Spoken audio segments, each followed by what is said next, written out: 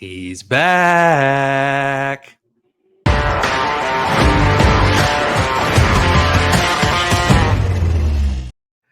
Yes, welcome into another episode of First Pitch, your daily source of baseball talk here on the Inside Baseball Network. I'm your host, Troy Brock. You can follow me on Twitter at TroyBBaseball. He is Lindsay Crosby joining me once again today. You can find him on the Twitter machine at Crosby Baseball. And we are going to talk about the Braves today. It is a full Braves podcast. I'm not going to run down the games from yesterday. We're not going to look ahead to the games today. Honestly, I don't want to talk about what happened in baseball yesterday because, frankly, it sucked for the Philadelphia Phillies.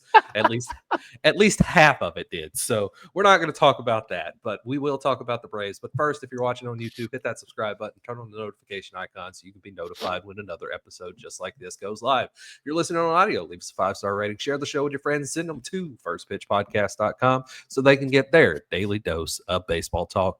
Lindsay, how you doing, bud? Long time no see. Long time no see. It's good to be here.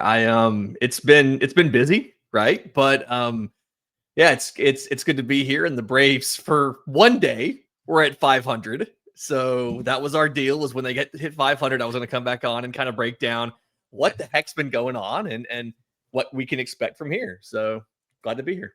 Yeah. And just remind everybody out there, and we'll do it again at the end of the show, but remind everybody out there where they can find you now that you have left us here at First Pitch. Okay. On social media at Crosby Baseball, obviously, is kind of the hub for everything. But deep breath if you're ready.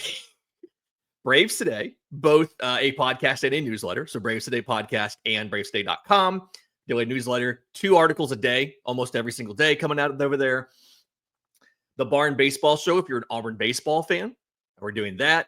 I am hosting the Locked On Braves postcast, part of Locked On Sports Atlanta with the Locked On Podcast Network, after every single Atlanta Braves game. And then I am one of the hosts of MLB Game Night on the Locked On Podcast Network. We go live after the final game of the day, 7 days a week, every single day, to break down all of the games from that day with clips from the hosts of the Locked On shows that cover those teams.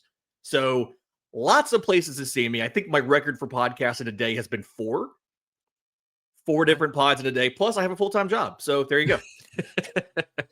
Yes. Lindsay Crosby is a very, very busy man. And we do miss him here at First Pitch. We love Drew. Yes. Don't take that the wrong way. Love Drew.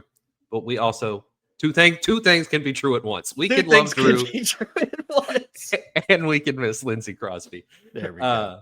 But yeah, it's like I said, it's a full-on Braves cast today here on First Pitch. And as Lindsay said, to start yesterday, they were at 500. And, you know, we did talk about this, and you told me when they reached 500, you'd come on the show. And at the time, they were not at 500. And my response was, oh, so you're not coming on this season. And so it took a surprisingly long time to get there. It really kind of did. That Pirate series was not ideal. There's been a lot of offensive struggles for Atlanta. It's been really up and down. And the theme of this team this year with the offense has been the pitching's been really good, like it was last year. And the offense, like the games they've been winning, have been 1-run games, have been 4-3, 3-2. They've gone to extras a couple times last week. The offense, we assumed that last year was a health thing, right? When you had to replace Austin Riley with Gio Urshela, right? When you had to replace Ozzie Albies with Whit Merrifield, Ronald Acuna Jr. with Ramon Laureano, right? We thought that was why the offense struggled last year. And when they were all healthy, we thought they'd be closer to 2023's offense than 2024's. It's not as close to 23, I think, as we had hoped. And I think a lot of that is just kind of down to, one, it's clear something was different about the balls in 2023. Like it was, I think it's all obvious now. The baseballs were flying farther. They were just hopping off the bats, and MLB fixed that or brought it back down or whatever in subsequent seasons. But also this team has struggled with some bad luck. They've struggled with some poor approaches, and they have some hitters in there who are just maybe streakier than I think we all realized. And in 23, they were just all hot at the same time. And they were pretty much hot all year. And we saw in 24 and then again this year that you'll have guys get hot, but not enough guys at the same time, right? Michael Harris went on a heater. Austin Riley went on a heater. Marcell Ozuna went on a heater. But they've not, the three of them have not all done it at the same time, right? Matt Olson had a hot streak, but it wasn't at the same time anybody else was. And then they're still missing Ronald. And so they've cycled through leadoff options trying to figure out who can set the table for the heart of the order. But like they've also added some new pieces in that have done surprisingly well and have kind of changed the dynamic of the teams. There's not as much continuity as you'd expect from a team that has 7 guys signed long term in your lineup.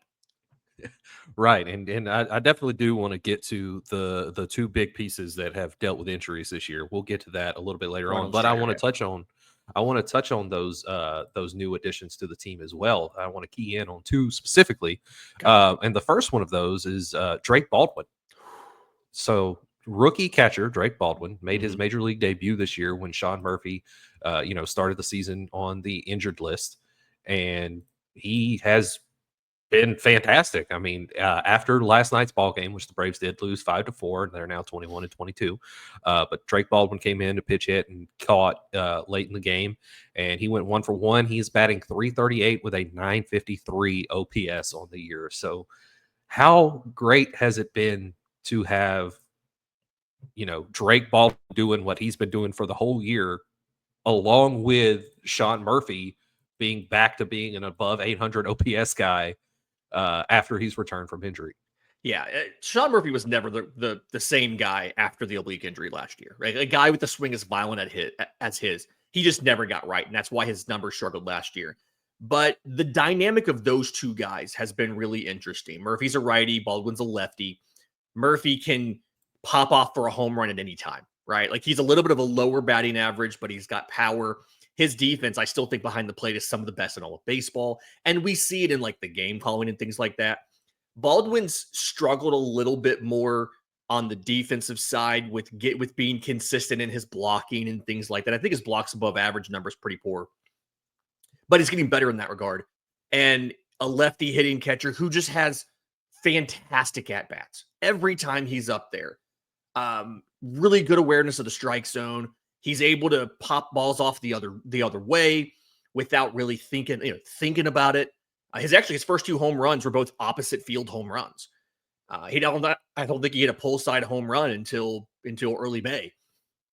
And it's the thing that surprised me about Baldwin is he was the everyday starter before Murphy came back.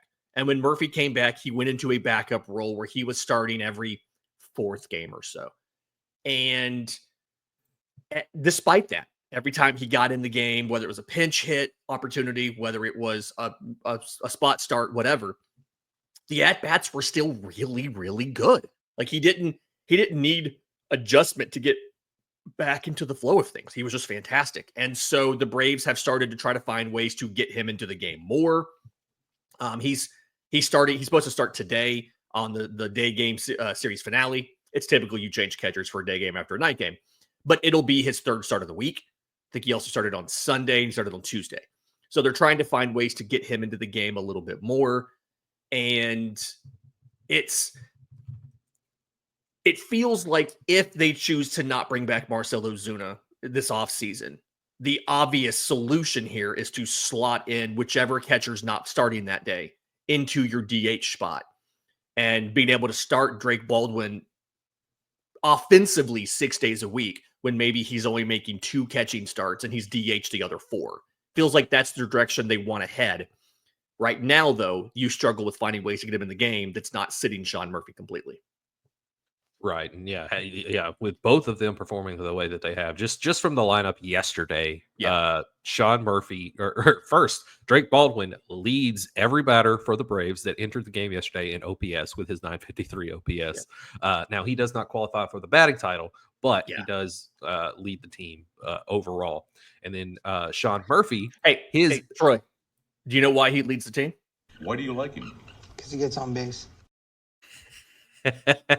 To do that, I can't fire that off on some of these other corporate pods that I'm doing.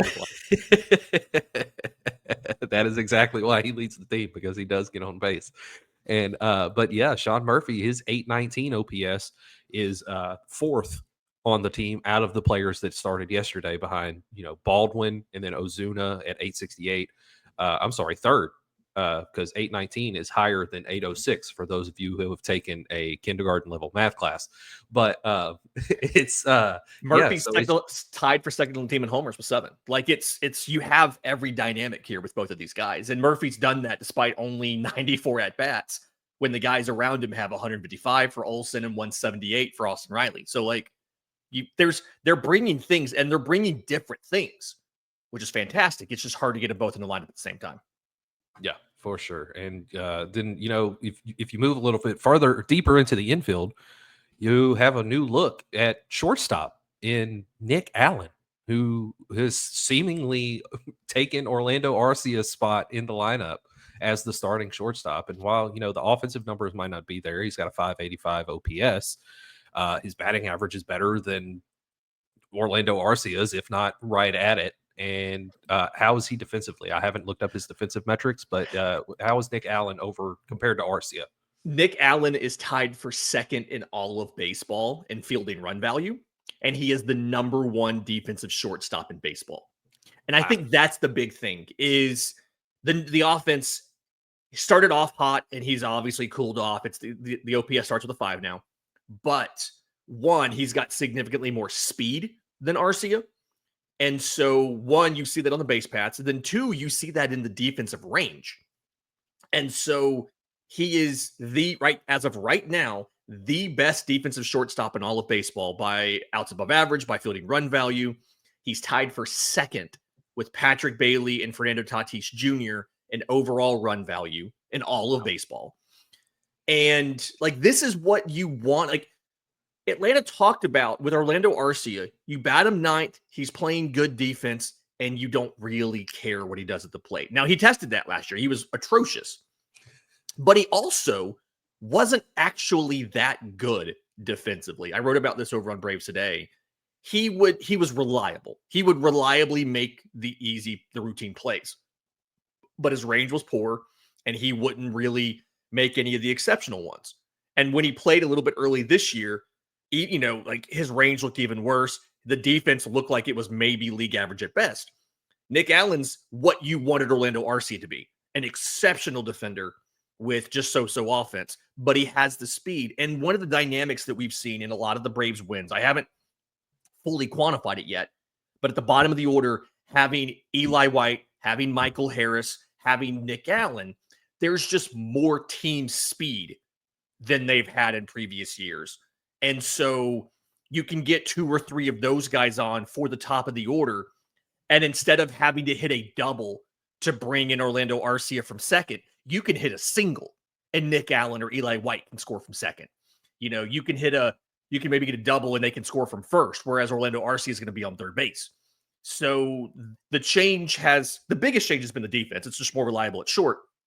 But then also the base running aspect, I think, is a little bit underrated for some of these guys that you haven't necessarily had going into this season. And so that's the commonality, anecdotally to me, in the wins has been the bottom of the order, getting on walks, bunts. They've been like Allen and Eli White have been doing like bunts and then beating out the throw to first base, that kind of stuff. And then you're able to get them around and get them in with the base hit. And that's not a thing you really could do in the past. You had to hit the home run to get the run in. Yeah. So yeah, he's been a huge addition. It sounds like, like I said, he's making almost nothing, and you've got a couple years of team control of him still. So like in the short term, assuming his offense doesn't just completely crater to like as long as he's hitting his weight, right? As long as he can hit 180 or 200 or whatever, theoretically you have the shortstop position figured out for a couple seasons, and you've got a couple interesting players in the lower minors who could take over at that point. So it's a place Atlanta they weren't there last year. Yeah. He's definitely been a godsend over Orlando Arcia. I'm not biased at all with following the Phillies and anything Orlando Arcia has ever done against or to the Phillies, but it's definitely been interesting down there in Atlanta. And one of the biggest things that has been interesting this year, and I didn't tell you I was going to bring this up, and I really didn't plan on bringing this up until now, but the Jurickson Profar situation from about a month ago. Yeah. got popped for PEDs. Oh, it was more than a month ago. I mean, they were in the second series of the year in LA when this happened. About a month and a Yeah. half ago then. Yeah. I mean, it was he played like 4 or 5 games and then got sent home. Yeah. Okay. So he Yeah. gets popped for PEDs. As far as I saw at the time, I haven't seen anything else since, and I know that you're more plugged into this than I am, but there really wasn't as much team standing up for him. Oh, this isn't a thing Jurickson Profar would do. And there wasn't, and Jurickson Profar himself didn't even really say, oh, I'm going to appeal this. They got this wrong, blah, blah, blah. It was kind of like, hey, yeah, I know I messed up. Sorry. I'll be back in 80 games or so. So what is the latest on that? Yeah, as I understand it, he didn't appeal the suspension. I do think he kind of argued that I think it was like him and his wife doing fertility treatments or just something stupid that is obviously just a cover up. There was a lot of the talk from the Braves players, and they were on the road in LA, and I think that helped a little bit because there's not nearly as much traveling media as there is local media when they're at home. But a lot of the conversation in the clubhouse was that they hate it for him. They can't dwell on this. We have to keep playing. We're gonna have to move on, and he'll be back when he's back. I did see some stuff where some Padres players who have had him for the last couple seasons, where they stood up, and I think it was Fernando Tatis, who's had his own PED issues. Manny Machado kind of spoke out and defended him a little bit. But on the Braves side, it's really been kind of radio silence except for right after it happened. And you're in an interesting situation when he comes back in June because you have Alex Verdugo, or I guess late June, early July. You have Alex Verdugo, you have Eli White, you have Acuna and Harris, and you're going to have to figure out what roster move to make. Verdugo's been a little bit cold recently. White's cooled off a little bit. But even if you reintegrate Jurickson Profar, you're in a situation of you're in this really tough place because you've got him for 3 seasons. You don't know what kind of performance you're going to get because you have the question of, was last year fueled by PEDs or not? And if you make the postseason, which is still on the table, I mean, a lot of the projections have them winning 89, 90 games still. He's not eligible for the postseason this year. So you have to balance the need to get to the postseason and reintegrating him with then not having him for the postseason. And it's just a lot of mess and confusion that honestly is kind of undesirable. There's no way they're going to be able to trade him unless they include a top prospect to get rid of him. I don't think they want to do that. But they didn't do a lot to reinforce this roster over the offseason. They were working on stuff, right? Tanner Scott, Jeff Hoffman, reportedly Justin Verlander, could never really get anything done. They finally popped Profar, and then he got popped for PEDs. And so they've already had to scramble into the depth. They traded for Stuart Fairchild. He started last night. They've had to scramble into the depth just to kind of replace him early. And then you're going to have to reintegrate him halfway through the season and then take him out again when you get to September or October. It's just kind of a frustrating situation all around. Braves fans are pissed at the dude for it, and I totally get it. Oh, yeah, there's times I forget he's even part of the team still, because he's not. He can't be there. Nobody talks about him. He can't be around, and so I'll be doing something, and I'm like, oh yeah, they're going to get Jurickson Profar back. I was writing the other day about they don't really have anybody for left field who can hit lefties that well. Like Eli White's better against righties. Alex Verdugo is better against righties. And I was like, what did they do this season? And then I was looking and I was like, oh, Profar was good against lefties last year. I forgot he'll be back in July. You just don't think about it because he's not there. Right, exactly. Yeah, it's definitely a frustrating situation all around, but he will be back at some point, regardless of what role they do wind up putting him in. But I do kind of tend to agree with you as far as the role that they should use him in. But that still remains to be seen when he does return in a month or so. But there are 2 other guys that the Braves are still awaiting on their return, and one of them is in the starting rotation. And before we get into Spencer Strider, I want to talk about just how surprisingly, or not surprisingly, how good this pitching staff as a whole has been this year. Entering today, the pitching staff as a whole has a 3.76 ERA, which ranks 11th in Major League Baseball. The rotation has a 3.85 ERA, which is 13th in Major League Baseball. And then the bullpen has a 3.62 ERA, which is 11th in Major League Baseball.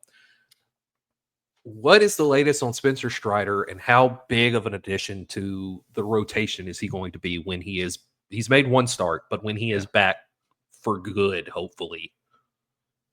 Let me back up a little bit first, actually, on the ERAs for both sides, right? Mm-hmm. The biggest underperformances in both respective groups have been veterans who have been really good in their careers. Chris Sale really struggled to start the year. Pitcher Schwellenbach had a little rough stretch there where he had like an ERA over 6 over like 3 starts or something.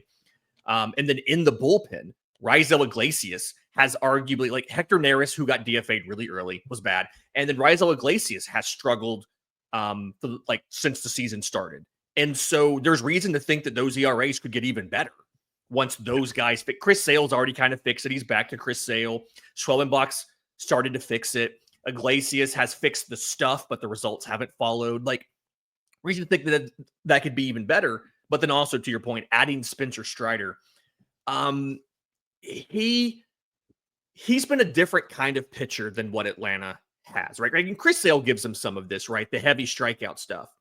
But so many of Atlanta's guys, your Schwellenbach, your Bryce Elder, things like that, Grant Holmes, they get strikeouts, but their whole big thing has been minimizing contact. Not walking a ton of dudes, which is hard to believe about Bryce Elder, but he's been much better this year since he came back up. And Strider is a different dynamic because Strider is a guy that you're not afraid to send up against any lineup, and you think he can carve him up. It's going to be interesting to see the thought process. He had a sim game yesterday. Thought process is he'll be back next week. So you probably have to get rid of a reliever then and go with a 6-man rotation, which is, well, one, you need to just to help everybody's workloads. Grant Holmes is converting from relief to starting. Those are usually around 130 innings for a season. AJ Smith-Shawver, it's his first year up in the majors, that kind of stuff. Strider coming back from elbow surgery, not Tommy John. But it'll be a different dynamic because it's, one, it gives everybody a little bit more rest. And then 2, it's a guy that can go out there and absolutely dominate a lineup from a strikeout perspective. And they just haven't really had that on a consistent basis other than Chris Sale for the last year and a quarter now. So they're all excited about getting him back. He's chomping at the bit to be back. He wanted to come back without the sim game, just come back right away. And they said, no, we're going to do the sim game first.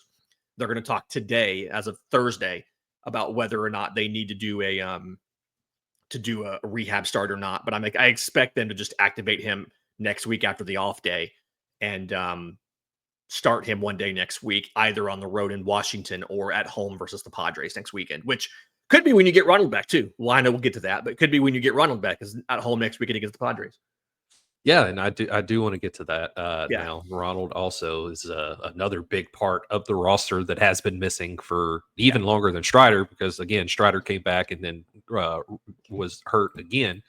But Ronald Acuna Jr. has now been missing for about a year. It was about this time last year when he went on the injured list, and he recently, I think earlier this week, started his rehab assignment with the rookie league complex team. And he hit a home run in his third at bat. 1 for 3 with a bomb. Yep. Yeah. So he is working his way back, but it's kind of a dumb question because everybody knows what he's capable of. So I'm going to kind of rephrase it a little bit. Instead of how big of an addition is he going to be? Do you think he will be closer to his 2023 performance, his 2024 performance, or more somewhere in the middle when he does return? I think it'll be closer to 2023. I don't think he's going to be a 70-40 guy, right? But the difference in this one and the last ACL tear, one, it's different knees, so it's not like he's tore the same one again. But they have been a lot more deliberate and a lot slower with the rehab here. Like, he's already spent more time off of this than he did last time when he tore it in like June, like later June, and came back in like late April, right? This is, by contrast, this is like two more months of rehab. And the idea is they want him to be able to play every day. They don't want him to need days at DH to kind of reduce the workload. They don't want him to not be able to try to steal bases and things like that. And everything we've seen, I mean, he's been doing straight line running and sprints since February. He's been adding cutting and things like that in the last couple weeks. He played the outfield really for the first time on Tuesday. Everything we've seen is that the expectation from both him and the team is that he can come back as 95 or 100% of Ronald Acuna Jr. versus the version he was in 22, where he was limited. He had to DH. He couldn't steal that much. He needed days off. He had like pain and fluid buildup in the knee and all of that. They think he's going to be 100% or close to it when he comes back. And so obviously it does impact the lineup a lot, but I think it's just they've not really had a leadoff hitter ever since Profar left. They just haven't had the guy who can get on base and has the speed to challenge an opposing team and put the pitcher into a defensive posture. And so that's the big deal, is they're slow playing this because when he comes back, they want him to be Ronald Acuna Jr. and not what we saw in 22, which was 85% of Ronald. And his stats were still not bad, but they weren't Ronald Acuna Jr. And they want Ronald Acuna Jr. the whole thing, the whole package. Right, and that whole package of Ronald Acuna Jr. would be a big boost to the lineup. You know, like we talked about, the lineup does have guys that are performing well, but for the most part, they've been more streaky than anything. And I think adding Ronald Acuna Jr. to that mix would be a good way to get all of them back on track consistently. Just having him in the lineup and how dynamic of a player he is. But one final question for you before we end our Braves discussion today. The Braves are currently 21-22 through their first 43 games. There are 119 games left this year. Trade deadline is right around the corner. It is. 2 months away, around the corner, 2 months away. In your opinion, what would be the optimal method of operation for the rest of the season for the Atlanta Braves? Obviously winning the World Series. So aside from right. From a roster construction standpoint, I do think that you've kind of answered some of your rotation depth questions, right? You lost Charlie Morton, you lost Max Fried, Ronaldo Lopez is out for another month after shoulder surgery, but Strider comes back soon. A lot of these younger players like an Elder to Smith-Shawver have stepped up. Some of your pitching prospects have stepped up in the minors. J.R. Ritchie, Blake Burkhalter, Hurston Waldrop's fixed a lot of his issues in the last couple outings, couple quality starts in there. So I don't think starting pitching depth is as urgent a need as we thought it was going to be.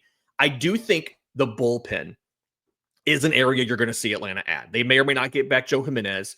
They have Craig Kimbrell throwing in AAA. He's touching 95 again with his fastball. He looks more like the early 2024 season Craig Kimbrell before he started to struggle down the stretch and got DFA'd by the Orioles. I do think they're going to have to go out and get some pitching help, especially if Rafael Iglesias continues to struggle. They've cycled through Daysbel Hernandez, Pierce Johnson as like closing options when they needed to use somebody else. But I do think there's that. And I do think getting Ronald back, they've been better at not always swinging for homers this year, right? They've been better at trying to just put the ball in play, make you play defense, draw a walk if you need to put more guys on base and pressure the pitcher. And I think getting Ronald back is going to help with that, because you can be in a situation where you can have 2 or 3 speedy guys at the bottom of the order and then Ronald, who can both hit for power to drive them in and get on. And then you have the heart of the order, your Riley, your Olsen, your Ozuna. And those guys have historically performed the best when Ronald was in front of them, drawing attention, the focus of the pitching meetings and all of that. So I do think they're going to be better than a 500 record down the stretch. Ever since the 0-7 start, they've played to close to a 600 record ever since then. I mean, I haven't redone the math to add in last night's game, but ever since the 0-7 start, they've been close to a 600 record since then. What's like the 5th best record in baseball after the 0-7 start. I do think they'll probably play about a 600 clip the rest of the way, meaning that they should be in contention for one of the wild card spots. And if New York and Philly both slack off, because both teams are up there right now, New York's been great, then they'll be in a position to contend for the division. But at the very least, they should be a playoff team. The question is just going to be what seed are they and how far can they go in the postseason when they have to replace Jurickson Profar in October. Yeah, I did do the math real quick. It is a 583 record they have played to, including last night's game. There you go. So they've gone 21-15 since starting 0-7, which a lot of people look at that record as a whole and don't realize that they've gone 21-15 over their last 36 games. Yeah, it's just that 0-7 start in LA and San Diego. They hit like under 200 as a team. Like it's pulled down their entire offensive stats because they hit under 200 as a team. They struck out a bunch. They were bad, but since then they've been much better. And they're only the second, I think the 5th team in baseball history to start 0-7 and hit 500. And they were the second fastest team to do it by they just missed being the fastest by like 2 games. So don't think of the Braves as a 500 team because, like you said, they've played at a 580 clip. It's just they were in a hole to start the year. Yeah, exactly. I still 100% believe that the Braves are a playoff team, and they have played like it since that 0-7 start. But Lindsay, before we get out of here, let them know one more time where they can find you. I'm on social media at Crosby Baseball and all of the different stuff. Braves Today, both the podcast and a newsletter. The Barn Baseball Show for Auburn Baseball. We've got the Locked On Braves postcast, part of Locked On Sports Atlanta, and MLB Game Night, which is 7 days a week. I'm on, I run the Thursday, Friday, and Saturday shows, and then fill in during the week on other days. Awesome. Be sure to check Lindsay out at all those avenues, and we're here 5 days a week for you for your daily dose of baseball talk. So if you are watching on YouTube, hit that subscribe button, turn on the notification icon so you can be notified when another episode goes live. If you're listening on audio, leave us a 5-star rating, share the show with your friends, send them to firstpitchpodcast.com so they can get their daily source of baseball talk. And until next time, this has been First Pitch.